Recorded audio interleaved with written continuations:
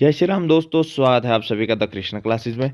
तो दोस्तों, UK triple SC और यूके पीएससी से संबंधित परीक्षाओं के लिए जैसे लैब असिस्टेंट हो या फिर साथ ही साथ आप देखते हैं पशुधन प्रसार अधिकारी हो या एलटी क्यों ना हो, तो इन परीक्षाओं के लिए दोस्तों आप हमारे टेलीग्राम चैनल को ज्वाइन करें, जहाँ पे फ्री में बाईलिंगुअल क्विज हो रही है।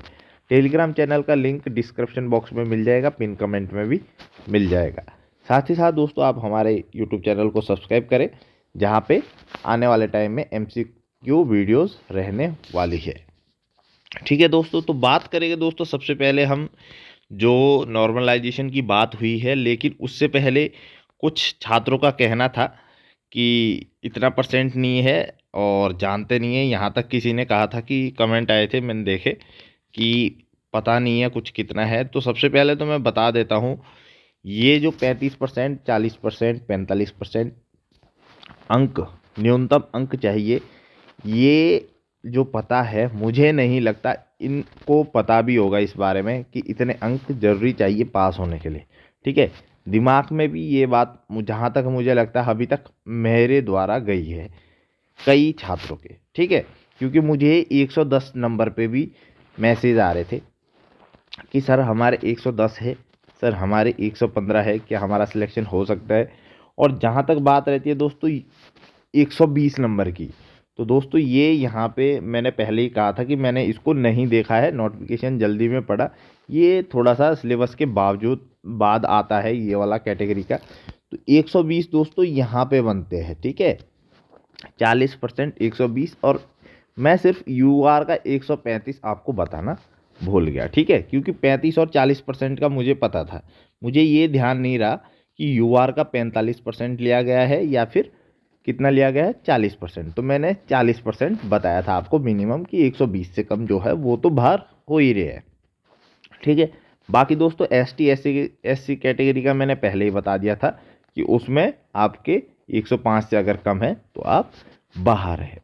तो ये वाला दोस्तों ये रोस्टर था, और जो ये हमारे लिए कमेंट करके बता रहे हैं कि ये है वो है, तो वो आप देख लीजिए, क्योंकि आपके तो दिमाग में मुझे लगता भी नहीं है कि ये चीज़ें आई होगी। ठीक है, अब बात करते हैं दोस्तों नॉर्मलाइजेशन की। तो नॉर्मलाइजेशन की कई छात्र मैसेज आ रहे हैं, कमेंट से ज़्यादा हमें मैसेज मिल रहे हैं कि सर नॉर्मलाइजेशन कुछ करिए, इसमें हो सकता है नहीं हो सकता। देखिए, अभी तक जहाँ तक मुझे लगता है नॉर्मलाइजेशन ऐसा कुछ हुआ नहीं है। फिर भी अगर आप सभी को लगता है, आप क्या करिए, यूके पीएससी में कॉल करिए। ठीक है, आप कॉल करिए और उनसे बात करिए कि हमारा लेवल बायोलॉजी वाले जो भी है, हमारा जो लेवल है वो हार्ड आया था, अगर आपको ऐसा लगता है तब।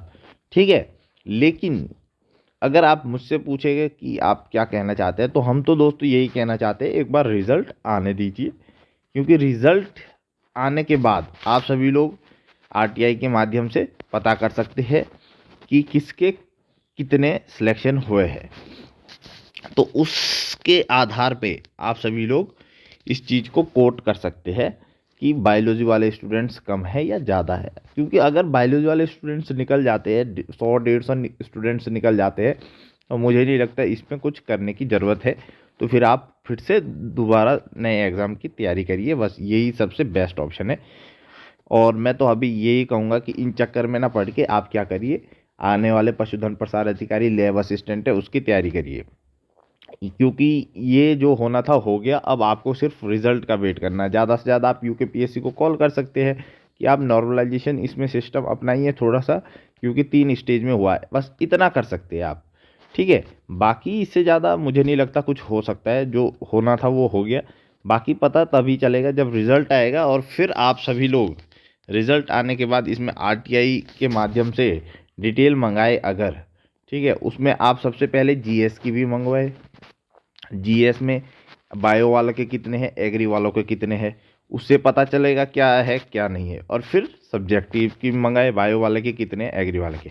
अगर पता चलता है कि भाई बायो वाले जीएस में सारे 70 80 60 70 50 इस तरह से आ रहे हैं, और एग्री वाले 30 40 35 60 इस तरह से आ रहे हैं, मतलब एग्री वाले कहीं ना कहीं कम आ रहे हैं जीएस में।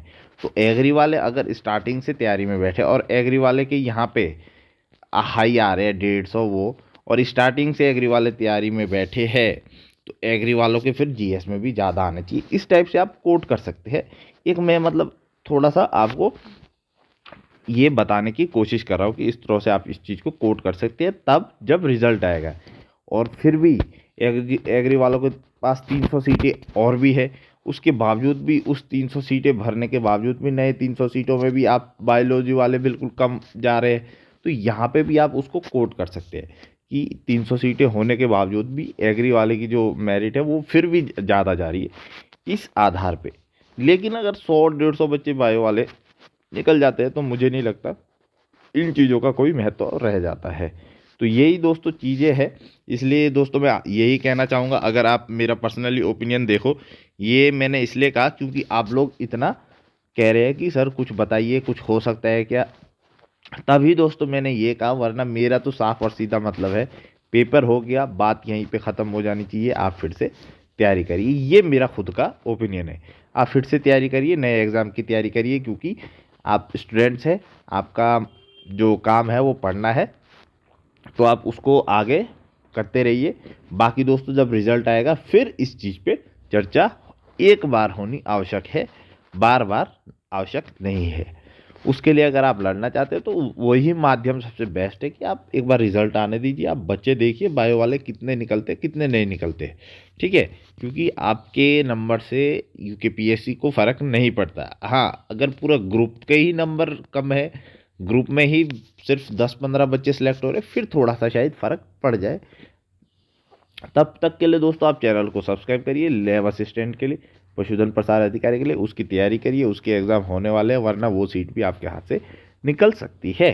तो धन्यवाद दोस्तों। जय हिंद, जय भारत, जय उत्तराखंड।